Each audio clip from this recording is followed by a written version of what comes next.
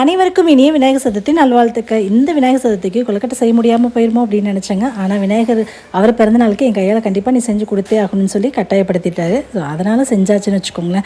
So Vinayagar சதுர்த்திக்கு சூப்பரான பூர்ண கொழுக்கட்டை தயார் பண்ணிகிட்ருக்கோம். ரொம்ப ஈஸி தான். நான் இன்றைக்கி கொழுக்கட்டை மாவில் தாங்க செஞ்சேன். கொஞ்சம் நெய் உப்பு எல்லாம் போட்டு கலந்துட்டு நல்லா கொதிக்கிற தண்ணி ஊற்றி பிசைஞ்சோம் அப்படின்னா கொழுக்கட்டை மாவு தயார். பூரணத்துக்கு கடலைப்பருப்பு பூர்ணம் தான் செஞ்சுட்ருக்கேன். மாவு நல்லா சாஃப்டாக பிசைஞ்சிட்டு கூட கொஞ்சம் தேங்காய் விட்டு பிசைஞ்சுக்கோங்க.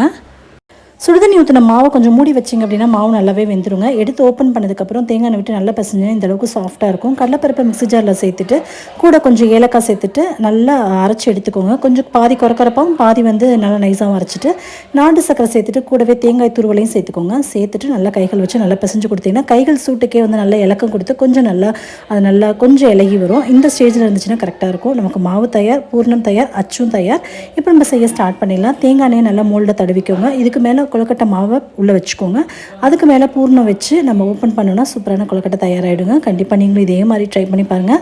நம்ம சேனலில் கொழுக்கட்டை ரெசிபிஸ் நிறைய நான் அப்லோட் பண்ணியிருக்கேன். உங்களுக்கு நான் இந்த வீடியோவில் டேக் பண்ணுறேன். வேணுங்கிறவங்க செக் அவுட் பண்ணிக்கோங்க. கம்யூனிட்டி போஸ்ட்லேயுமே கொழுக்கட்டை வீடியோ நான் ஷேர் பண்ணுறேன். செக் பண்ணிக்கோங்க. நம்மளோட கொழுக்கட்டை எல்லாமே உருட்டி தயாராகிடுச்சு. இப்போ இட்லி பாத்திரத்தில் நல்லா தண்ணி கொதிச்சக்கப்புறம் வேக வச்சு எடுக்க வேண்டியது தான். வேக வச்சு எடுத்ததுக்கப்புறம் சாமிக்கு படைக்க வேண்டியது தான். இந்த தடவை எங்கள் வீட்டில் விநாயகர் சதுர்த்தி கொண்டாட முடியல அப்படின்னாலும் என் கையால் விநாயகருக்கு கொழுக்கட்டை செஞ்சு படைச்சதில் ரொம்பவே ஹாப்பி. அனைவருக்கும் இனிய விநாயகர் சதுர்த்தி நல்வாழ்த்துக்கள். Thank you for all. தேங்க்யூ.